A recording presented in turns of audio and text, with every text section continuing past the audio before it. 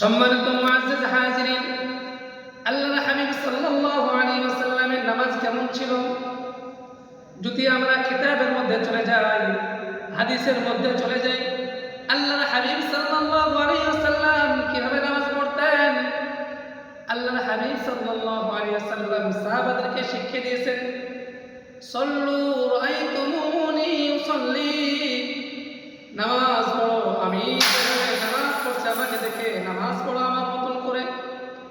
আল্লাহর হাবিব সাল্লাল্লাহু আলাইহি ওয়াসাল্লাম বলেন নামাজ কতটা গুরুত্বপূর্ণ, নামাজটা কতটা ইহতিমাম।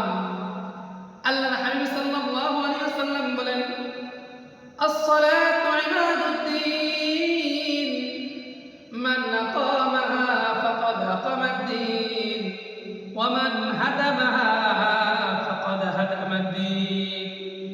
যে ব্যক্তি নামাজ কায়েম করলো সে যেন দ্বীনের খুঁটিকে কায়েম করলো, নামাজ প্রতিষ্ঠিত করলো, দ্বীনের খুঁটিকে মজবুত করলো।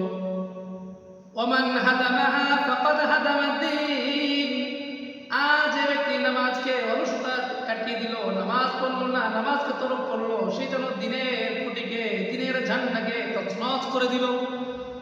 এটা আমার কথা নয়, এটা স্বয়ং রাসূলুল্লাহ সাল্লাল্লাহু আলাইহি ওয়াসাল্লামের কথা।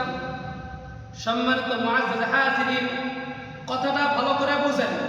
আল্লাহর হাবিব সাল্লাল্লাহু আলাইহি ওয়াসাল্লাম বলেন যে ব্যক্তি নামাজে কায়েম করলো সে জন্য দ্বীনকে বলন করলো, উঁচু করলো, আর যে নামাজ ত্যাগ করলো সে দ্বীনকে ধ্বংস করে দিল। কত বড় ধমকির কথা!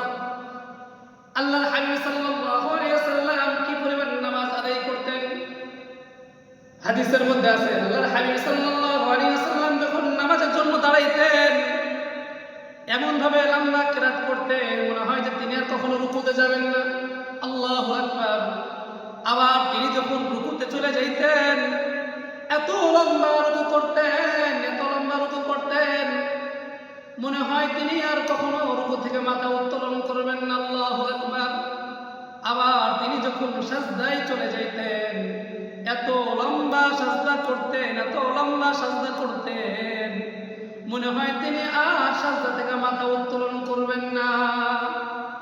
সম্মানিত মুআজ্জাজ হাজিরিন, আল্লাহর হাবিব সাল্লাল্লাহু আলাইহি ওয়াসাল্লাম কিরূপ নামাজ আদায় করতেন, যার আগে পরে কোনো গুনাহ নেই, তারপরও আল্লাহর হাবিব সাল্লাল্লাহু আলাইহি ওয়াসাল্লাম নামাজকে কিভাবে আস্তে আস্তে পড়তেন। আল্লাহু আকবার। আর আপনি আমি কি রাসূলুল্লাহ সাল্লাল্লাহু আলাইহি ওয়াসাল্লাম থেকে বড়? নাউযুবিল্লাহ। আমাদের কি পরিমাণ নামাজের ইহতিমাম করা উচিত, অথচ আমরা নামাজ পড়তেছি না। আম্মা জান আয়েশা সিদ্দিকা রাদিয়াল্লাহু আনহা থেকে বর্ণিত, বুখারীর মধ্যে আছে, আপনারা সকলে জানেন, অনেকে জানেন যে আম্মা জান আয়েশা সিদ্দিকা রাদিয়াল্লাহু আনহা বলেন আল্লাহর হাবিব সাল্লাল্লাহু আলাইহি ওয়াসাল্লাম একদিন আমার ঘরে নামাজ পড়ছিলেন। দেখলাম আল্লাহর হাবিব সাল্লাল্লাহু আলাইহি ওয়াসাল্লাম এত লম্বা সিজদা করছেন, তিনি মনে হয় ইন্তেকাল করেছেন। আমি পায়ের মধ্যে হাত দিলাম, তিনি পাটা আস্তে করে নাড়ালেন।